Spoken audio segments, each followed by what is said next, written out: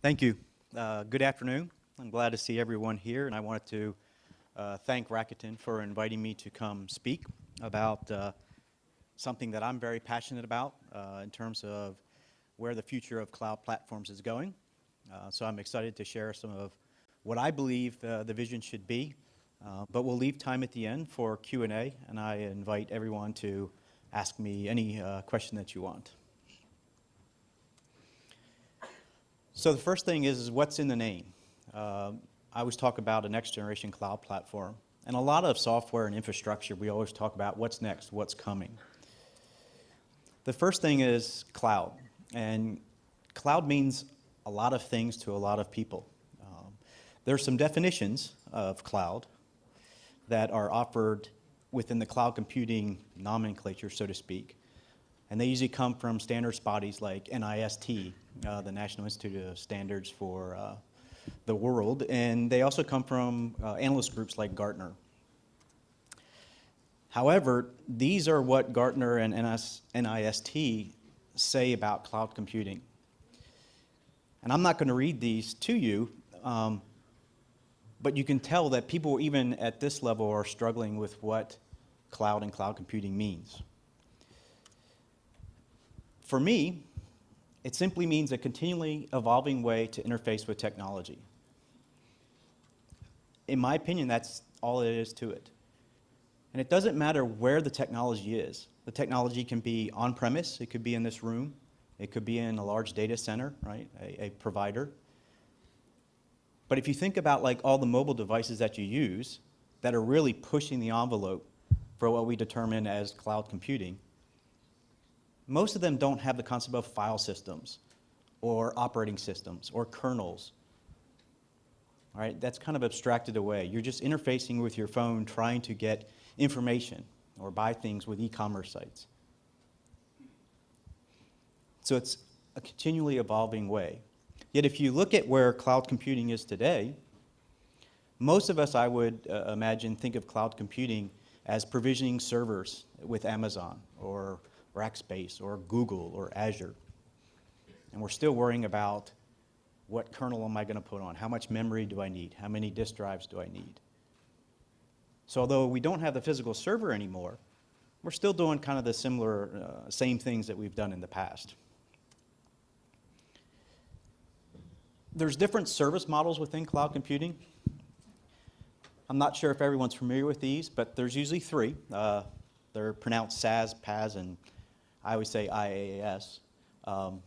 And again, most of us are familiar with infrastructure as a service, the last one.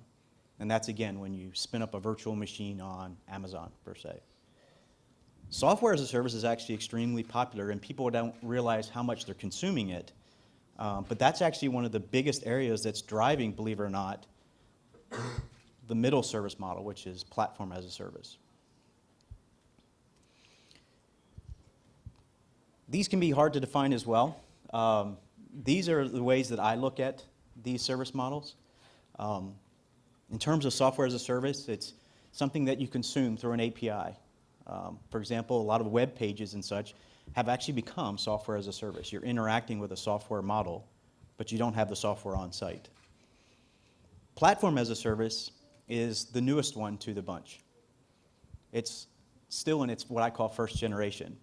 But it's a deployment system for running cloud platforms that allow you to not worry about virtual machines anymore or memory or disk drives. You worry about your applications or the service that you want to present. And again, IaaS is the access and management to these fundamental compute resources. Some examples of these, Salesforce.com kind of really pushed the envelope with software as a service. For those who are familiar with Salesforce, they have buttons that say no software, and that was their motto since day one.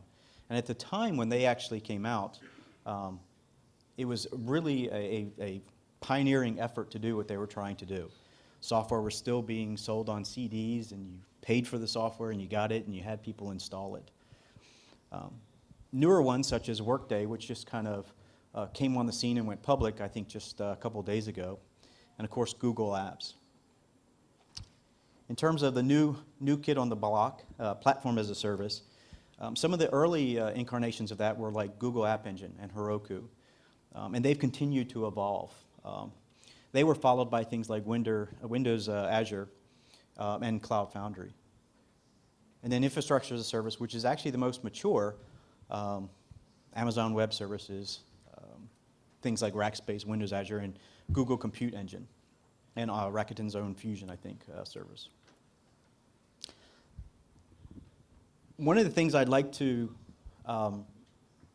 really try to impress upon the audience here, though, is that it's still very, very early days. Someone told me the other day that the iPhone, which is actually just over 5 years old, is now the second most popular product ever in history. For anything that we've ever made as a global community and sold, it is number 2. Number 1 is the Rubik's Cube. And they say that the iPhone will probably pass that in a couple of years. I remember when the first iPhone came out. And so I just want to remind everyone that it's still very, very early in where we are, but we're accelerating at a tremendous pace in what we can do. So where are we? So if we're going fast, but it's still early days, where are we? I believe software as a service is kind of second generation. The reason I say it's second generation is now there's a cadence, a model to how you would actually take your software and actually expose it as a service. There's a popular wave going on right now where people are building applications that expose APIs, and they want to have you consume those. So for example, Stripe, Twilio, Parse are some common ones that we see, at least in the States, that don't necessarily have a graphical component, they're just an API. Platform as a service is, in my opinion, true first generation. I call it the paint is still wet on the walls. And then infrastructure as a service, I believe, is third generation. First generation being virtual hosting, where they would actually rack the machines for you. And then we moved into more virtualization with companies like VMware that popularized that. And now you're seeing some of these new things like Google Compute Engine coming out, which are truly taking things to an economy of scale that most people don't see. So then why PaaS, or why platform as a service? Why does it matter? Why do we care? It's in the name. It's the platform piece. Most people these days don't necessarily want to have to deal with infrastructure as a service or virtual machines and memory and which version of Ubuntu or Red Hat or Windows do I need to be running. They have an application, lots of times written in Java or .NET or some of the newer languages and frameworks, Ruby, Node, and they have services like a database or a key value store that they care about. And that's all they really want to care about unless they're forced into this other model. The reason I put this quote up here from Gartner is I really believe in this vision. We're not there yet. But platform as a service will be a core layer of computing. And it'll be, in my opinion, the dominant way people consume IT resources in the future.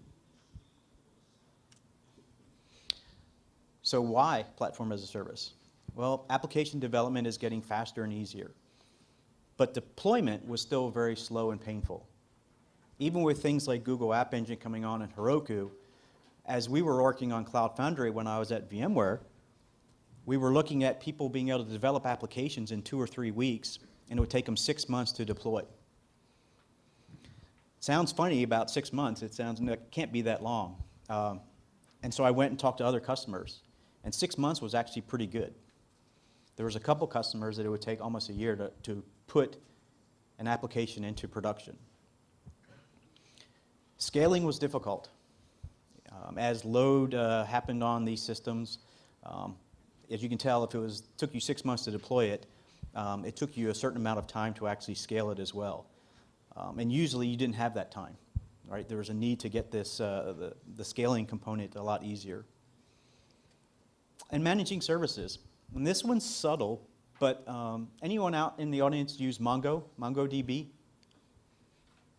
Not very many. MongoDB is a new NoSQL kind of data store, and it takes a JSON format, which is JavaScript notation.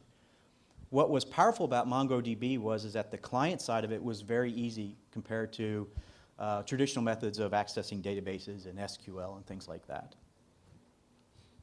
However, setting MongoDB up, especially in clustered configurations where you would have to shard things, was very, very difficult. And so a service had these two pieces to it. The client side, which was very easy, and people wanted to build their applications with this, but the IT administrators trying to maintain a MongoDB cluster and servers was very difficult. And platform as a service, one of the promises was to abstract that away. The services were just there. They just worked. And you could actually use whatever you wanted to. And then don't repeat yourself. This one is, again, subtle, but for those in the audience who have said, we have an application, now we're going to deploy it. How many times have you repeated the exact same things over and over again, but you're always doing them, feels like, from scratch or from the beginning? All of these companies that were on the previous slide for software as a service, they usually can come up with the business model of what they want to do fairly quickly. But then they go into this routine of, well, where are we going to deploy it? How are we going to do that? How are we going to scale? How are we going to make it auditable, secure? And all these companies are repeating themselves all the time, even inside the same company a lot of times. And so PaaS was trying to get this flavor of, don't do that. You shouldn't have to do that. We can do that for you. And so the promise of the PaaS was this simplicity and accelerated agility of developing applications faster, but now being able to deploy and scale the applications a lot faster. And raising that abstraction up to apps and services, not virtual machines and kernels and things like that. It automatically had concepts of high availability. So as either virtual machines or physical hardware failed, the system could actually do the right thing. It was fault tolerant, it was scalable. Again, easy to deploy and update.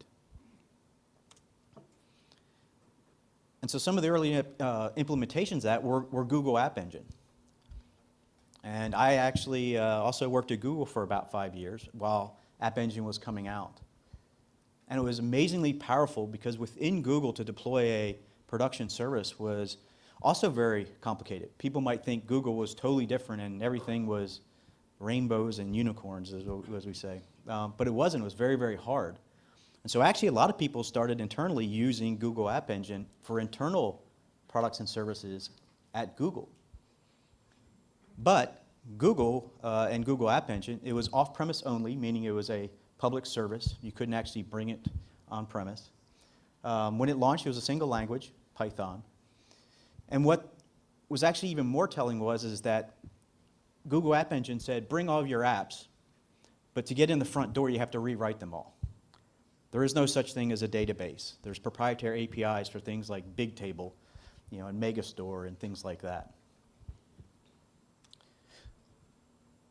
The other early implementation was Heroku, and Heroku was purchased by Salesforce, I guess about 3 years ago. Again, off-premise only. They picked the language of Ruby and Ruby on Rails. Ruby is an amazing language, and I enjoy hanging out and spending time with Mats, and Cloud Foundry was actually built in Ruby. But the deployment of Ruby and Ruby on Rails was very difficult, and it inspired the group that created Heroku to try to make this problem as easy as writing the application in the first place.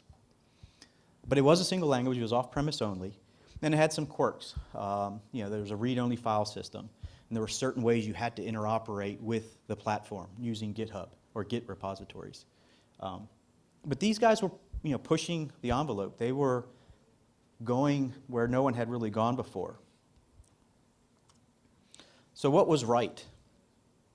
You didn't have to worry about hardware or virtual machines, operating systems or CPU or memory. Most people couldn't even tell you what was running underneath of Google App Engine. They had no clue. And services were managed for you. You didn't have to stand up a database in Heroku or understand or stand up Bigtable within Google App Engine. The deployment and application iteration was a lot better, right? It was faster, it was easier, and it was done within constraints, right? So platform as a service takes a lot of the choices away from you to gain some flexibility going forward. And you could scale out. Google App Engine did it automatically for you based on load in terms of web application requests. Heroku, you could spin up more slugs and move forward that way. But what was missing? There weren't multiple languages. And when Google App Engine and Heroku were pushing these envelopes, the other envelope that was being pushed within a lot of big companies was they weren't only a single language anymore. They had a dominant language, right? Java a lot of times for enterprises, or .NET. But there was the Python or the PHP scripts or some Perl or some of the new things like Ruby and Node as later on. They didn't really understand multiple frameworks. Google App Engine had a framework, and you either used it or you didn't, and if you didn't, you couldn't use Google App Engine. Heroku was a little bit more flexible, but still they didn't have this concept of, well, there's not only Rails, right? There's now Sinatra and all kinds of different things going on. Multiple services. Remember when we just talked a minute ago, I was trying to distinguish that a service has the maintenance piece of running the service itself, and then the client piece, how you consume it when you write an app. Both of those in IT shops were combined, and so whichever was most painful dictated. So a lot of enterprises and organizations not only had one or two languages, but they usually had one service, a database, usually Oracle database. But if you started abstracting things out, and it was very easy to try new things like Memcache, let's say, a key value store, or RabbitMQ for messaging, you wanted to offer these multiple services because it was easy for those to be consumed, usually from an application.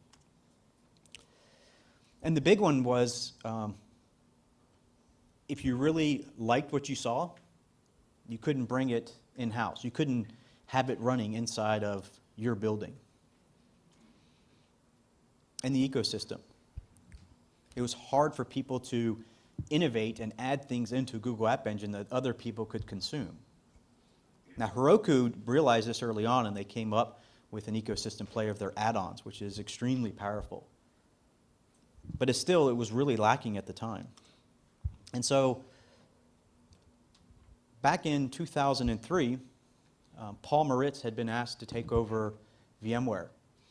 And Mark Lakowski and I, and Vadim Spivak were working at Google at the time, and Paul came over and says, we really want you guys to come over and create something. And I said, that's great. I have a really good idea of what I think this, and I was even saying it at the time, a next generation platform would look like. And so that's how Cloud Foundry kind of was born. And so we immediately tackled multiple languages. So the system didn't care what language your application was written in. It understood multiple frameworks and services. It was multi-cloud and multiple IaaS. The multiple IaaS feels like the right thing, and a lot of people who understand platform as a service and use Cloud Foundry, like the group here with the PaaS talk, the last session, they understand that multiple IaaS is important. But you also have to remember that we were doing this inside of VMware. And inside of VMware, I was saying, I don't want to have to only run on vSphere. I want it to run on Amazon or bare metal.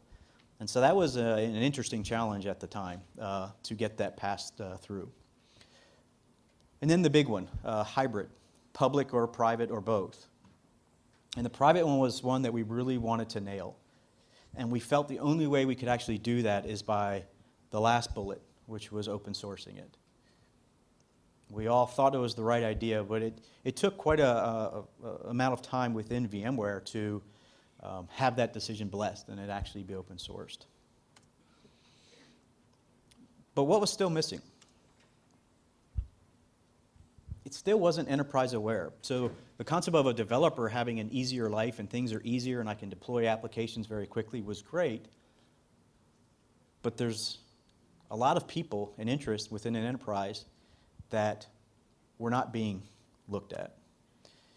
So it was DevOps focused only. It had a lack of engagement for on-premise. So the early customers that really took it and tried to run with it were frustrated with how was that going to align with where the system itself was going. How could we actually add value, but our value is going on this trajectory and yours is going on this trajectory. It didn't address all the aspects of IT. There's lots of different aspects. The CEO is the one who's usually saying things like, keep my name out of the papers. And that cascades into things like security and identity and authorization and audit compliance. And it didn't have a true hybrid architecture. It could be run off-premise, or you could kind of run it on-premise.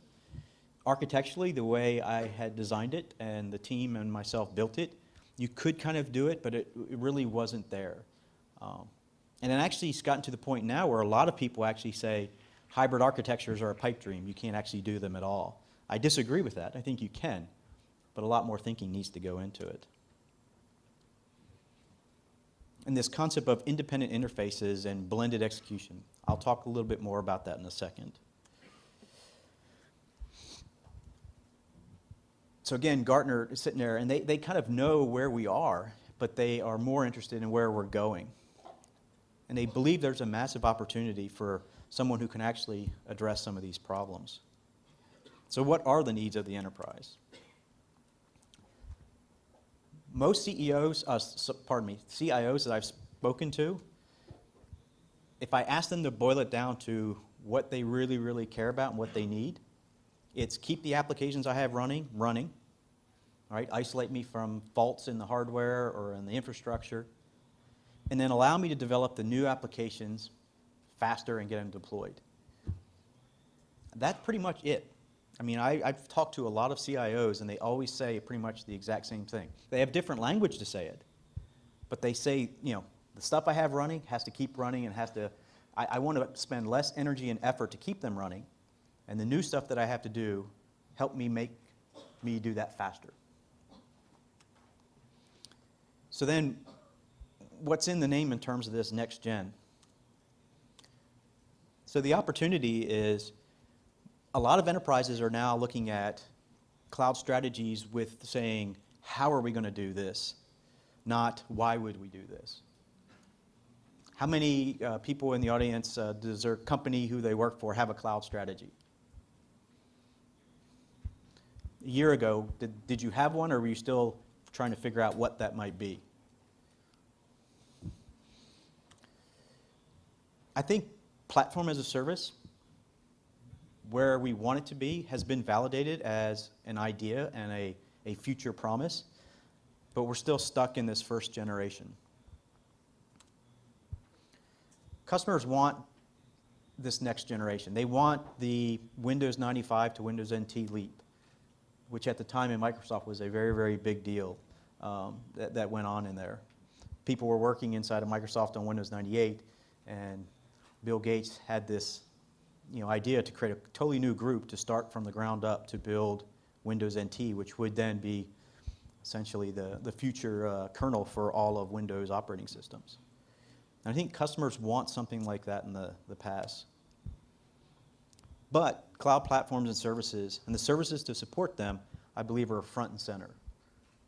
I believe when the CIO says, keep my stuff running and let me develop the new stuff faster, he doesn't say, let me be able to spin up a virtual machine faster, or understand that it's Ubuntu and it has this much memory, right? And so those abstractions are there as long as he can get his job done. And so deliver the vision of PaaS, but without giving up the control and visibility that an enterprise requires.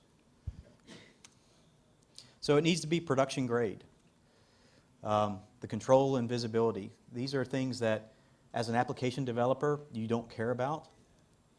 But trust me, the business does. The identity and authorization. Real-time policy driven. It goes on and on and on. There's just a lot of things that need to happen in one of these next-gen platforms to keep the envelope being pushed further out. And so with production grade, we can't have toy implementations. They have to be performant, available, secure, which is a hard one. They have to be auditable, right? And they have to be maintainable. The key is that a system that does this correctly, though, isn't forcing the developers back into that it still takes me 2 months to deploy my application, right? You can deploy quickly. The system will figure out all the other pieces. And so I wanted to give a simple example to kind of highlight what some of these challenges are. And so we'll pick a modern application, but it's a simple application. It just talks to a database. It might be hybrid, so it could be on-premise. It might use or be able to run in a public cloud. Or you'll use infrastructure as a service resources like backups for DR, right? And it has a simple logging policy, and that's it. You can do a hello world Java program, talks to a database, load some stuff in, and that will fit what I'm describing here. There's nothing complex here. But it's not so simple of a solution if you think of the whole company, not just the developer who says, I'm going to write it in Java or Scala with Akka and the Play framework or Node.js. But it can be simple with the right platform. So we're going to deploy the application. No application code changes. The application is going to connect to a database. All right, and it'll do that using an environment variable that's set up. It'll be runtime staged, which those in the audience who have dealt with other platforms like Cloud Foundry, this is old hat to you. You understand what I mean. But there's a slight difference, which I'll highlight in the next slide, in terms of it doesn't connect directly to the database. And so services like Cloud Foundry, this is what happens. The application becomes aware of where its database is, and it makes the connection. So it has a TCP IP port combination with username password. But in the right platform, I don't think this is the way it's going to work. What I think is going to happen is that everything within these platforms runs in an isolation context or a microcontainer, its own little world, right? And so there's no outside access at all in a microcontainer unless it's granted. Now remember, the application doesn't know. I don't know if the movie The Matrix was popular in Japan. It was very popular in the United States a long time ago. But you don't know that you're in this environment, right? You just think you're spun up and you're like, okay, I'm going to connect to the database. And so there's this concept of real-time firewalls that are actually being assembled transparently. Everything is a service, a shareable file system, outbound HTTP, database access. And so when we go back to our slide, again, we have these isolation contexts. And the application says, I know where my database is, but it's just the local port now. There's no username, there's no password, no TCP IP. But as it tries to connect, there's a system event within the platform that says, I know who this person is, let's say Joe. I've authenticated him, I know exactly what he's trying to do. He's binding to this port, which means he wants to talk to the database. So a new firewall rule is spun up on the fly. The connection is allowed to go through.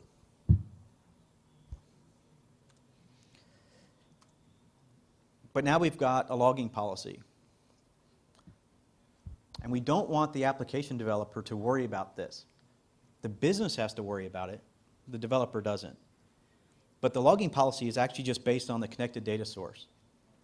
So anyone within the system who's trying to connect to this data source, this policy needs to be applied. It has to, let's say, log updates and inserts, right? So every time you try to change the database, we want to know about it. The logs must be encrypted and archived somewhere so we can audit that. And now the applications, whatever applications they are, if let's say this is our whole computing landscape, and this is off-premise and that's off-premise and this is on-premise, anyone who connects to that data source has to be on-premise, right? And we want to apply that policy. But again, the application developer, no code changes, he's just running along. And so now, the system event has generated this firewall rule, but now all of a sudden things are starting to assemble around what I call the semantic pipeline, which also is running in its own microcontainer and is auditable and secure and authorized. And it sets up an authorization module which says, I actually know where you're trying to go and what the real username and password for the database is. I understand an audit log policy is in place. The audit log could be another application written by a different group in the same company. And then there's a module that says it has to be encrypted, right? And we're going to use a software-defined network to actually really get to where we need to go.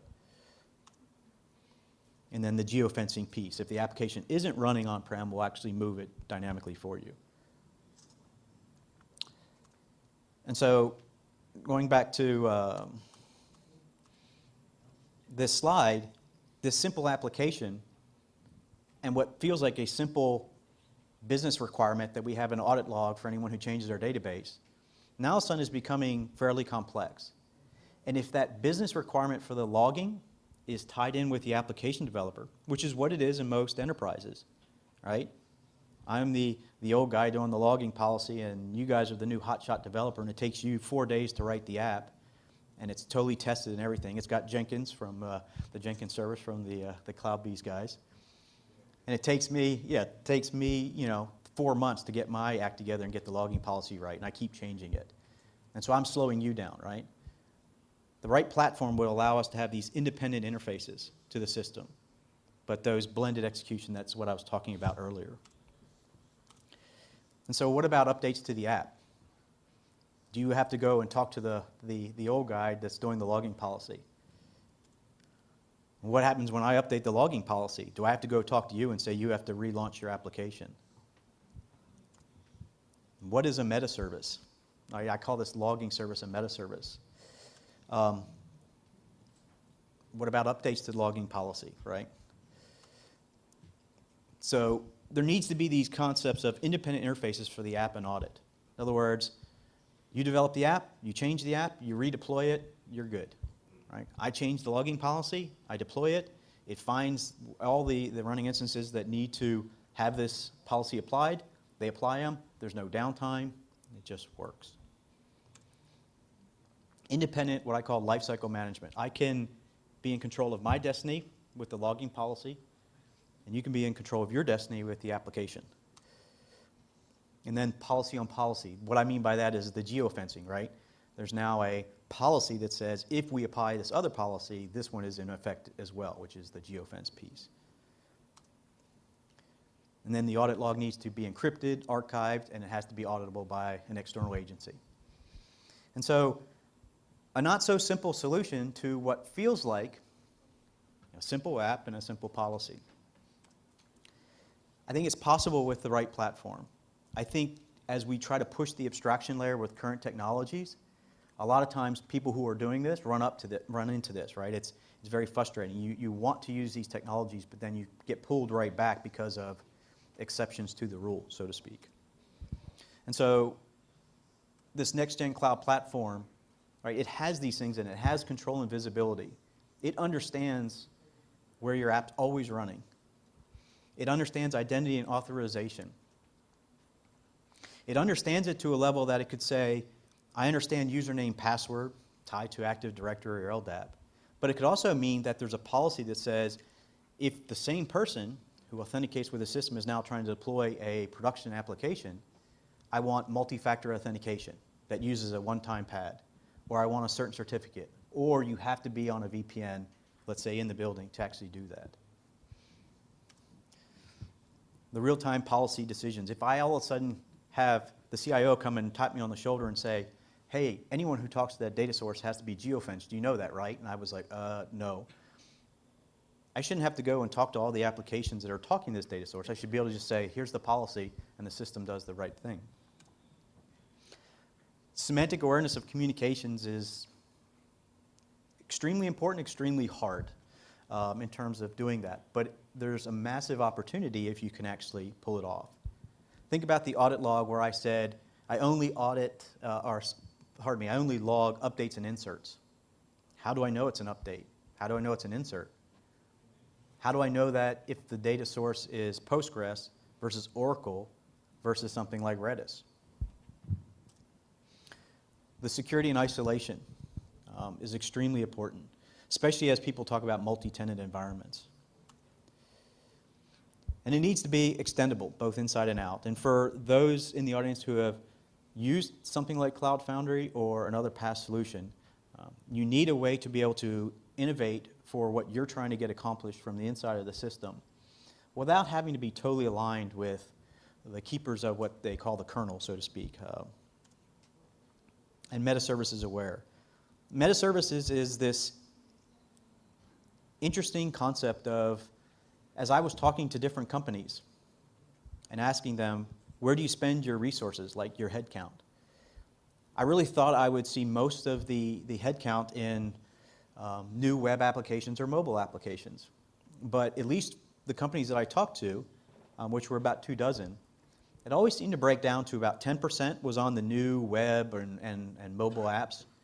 10% was on the core services, that's like your database, some things like that. And then about 80% was in this middle tier, where they were writing applications that would take data from a database, apply some rules, and then send JSON out to the brand new web app or the new mobile app. Yet these applications, written in Scala or Java or whatever, now all of a sudden they were a service that the business depended on. And so now all of a sudden they needed things like fault tolerance, high availability, identity, authorization, things like that. And that's what I mean when I say metaservices. And the majority of effort in companies is around this layer. I'm sure we'll come up with a better name for it than that, but that's what I'm trying to describe. And so then that independent interfaces is, you know, I run at my own pace, you guys run at your own pace, and the system does the right thing. So in terms of the key points, even a simple example highlights the complexity in real time, in real environments. And I think a lot of you in this audience are probably aware of some of these. Might not be exactly what I tried to describe here, but you probably have oh yeah, we ran into this, or we ran into that. The security we talked about, the transparent value add. Those are interesting. So how much value can I get out of the platform by not changing a single line of code in my application? Can I automatically get high availability, fault tolerance, scalability? We kind of have those. Well, what about, can I have metrics around latency of my requests? You know, can I have application performance monitoring and management? Can I have machine learning algorithms that actually can watch all of my communications to understand if the next version is actually behaving slightly differently than the first one, where it might pass a canary test, but in 5 days might fall over? There's some very interesting things there once you actually have these hooks. And so, in my opinion, very hard problems need to be solved to make this simple solution available on a cloud platform.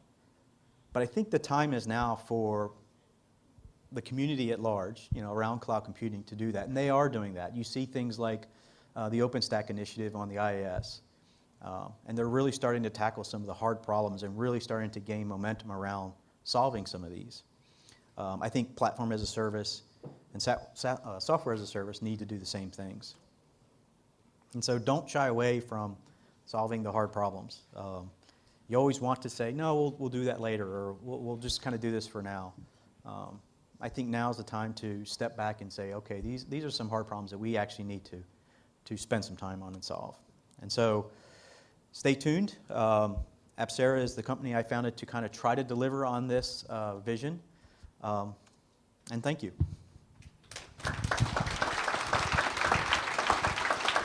I think we have some time for questions, and I'm more than happy to answer any questions you guys might have.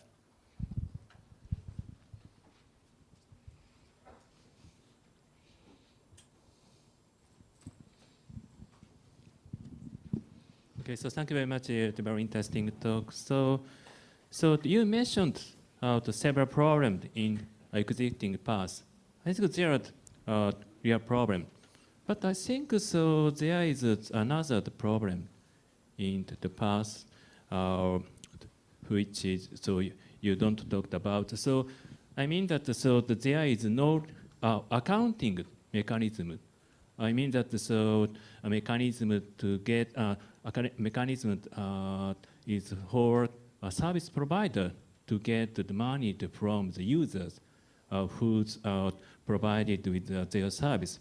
I think this is a very important the problem in PaaS. This is because it's very difficult to implement accounting mechanism into PaaS. Of course, but you talk about the next generation cloud platform. But you are proposed the cloud to racks or any accounting mechanism. I think so. This is a very important problem. So how about you? So a necessity of accounting the mechanism in the next generation the cloud platform. No, that's a great point, and one that is not lost on me in terms of advanced what's called chargeback mechanisms.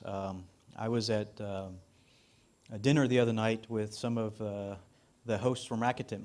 We were out, and we were enjoying a conversation around auto-scaling. And it's actually applicable to what you are mentioning. And so even like within Google, before I left Google, they already had chargeback systems, right? So you get charged for everything that you're using, either on a service or memory CPU basis. And what we were talking about is this, everyone wants an auto-scaling service, right? Scale with demand. And I've always had this problem around auto-scaling services, not at a technical level, but at a, well, what happens if I don't like you and I just start sending all this traffic to you to drive your bill up, all right? And so, I think someone at dinner said, well, we would say that, we don't want to do that, and so the auto-scaling would eventually stop so that we didn't have, like, say, a 500,000 yen bill, right, at the end of the month. But then I said, well, then I'm actually achieving what I want because I'm making your service worse for the other people.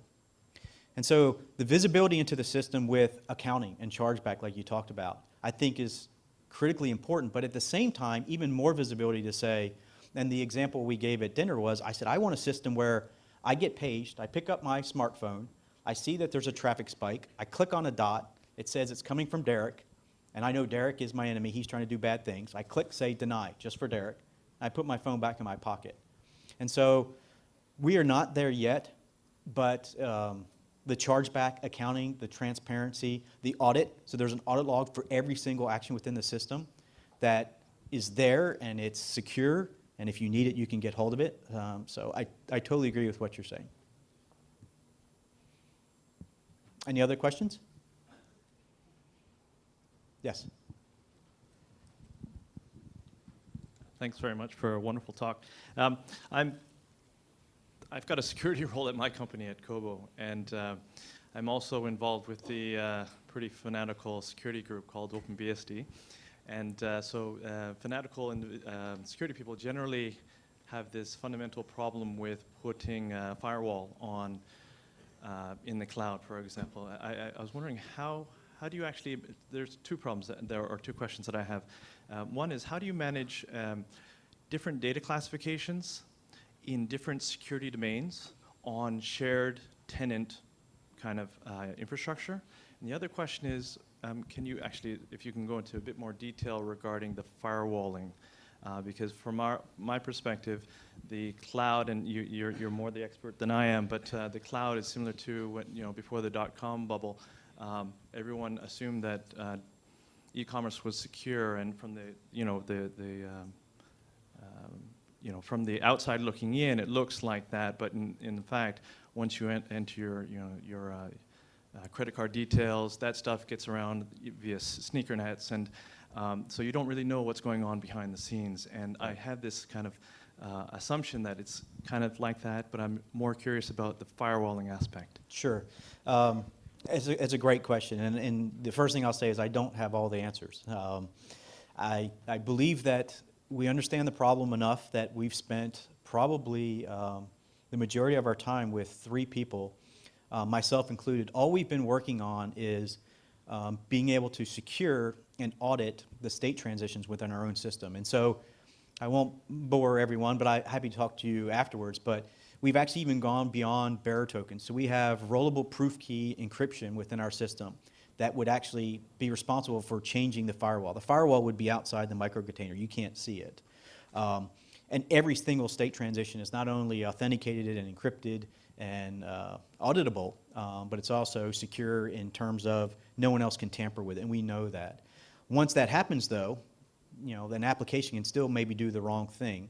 And so there's overlay policies that we're looking at to say all connections to, let's say, this data source, because it has personally identifiable information. By the way, the personally identifiable information is what came up with that simple example, where I need the tunneling to be on the fly and secure and auditable, meaning that there's never anything traveling outside of any of the containers that's in plain text.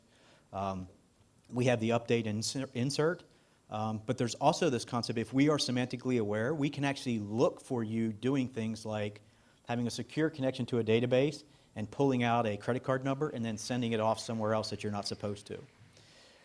Is this possible today? No. Is this going to be perfect? No. And I'm not trying to pretend that it is, but these are kind of things that we've been thinking about. And believe it or not, this is a problem that a customer presented to us that they didn't think was solvable, and that's actually what drove that simple example. So will we get it all right?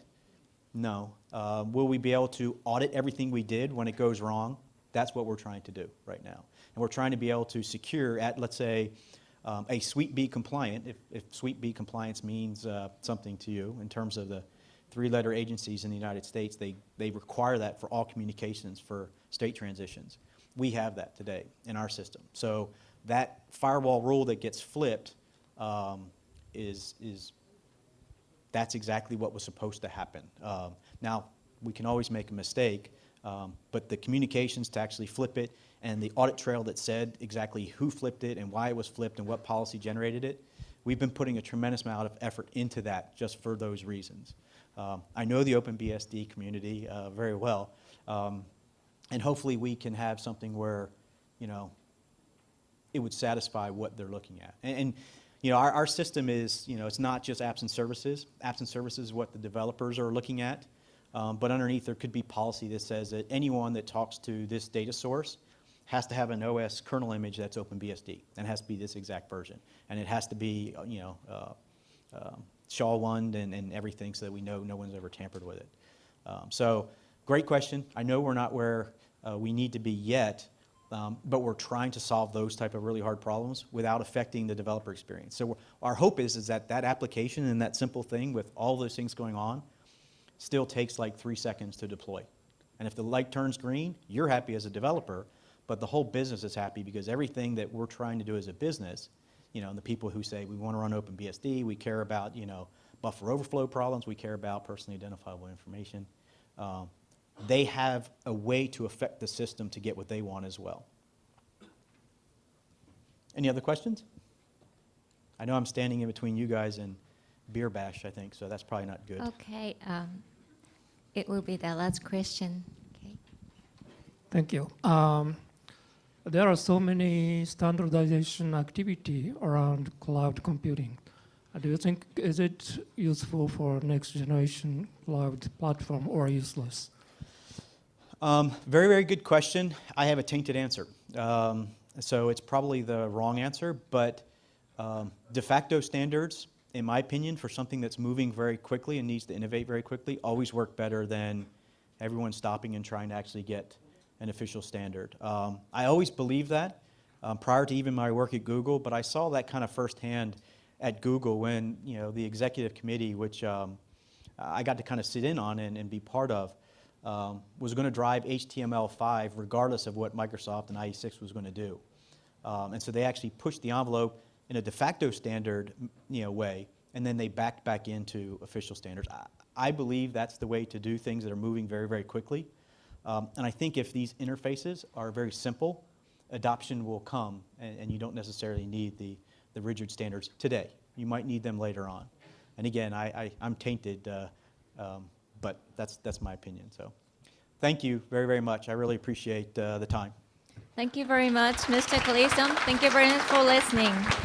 Thank you.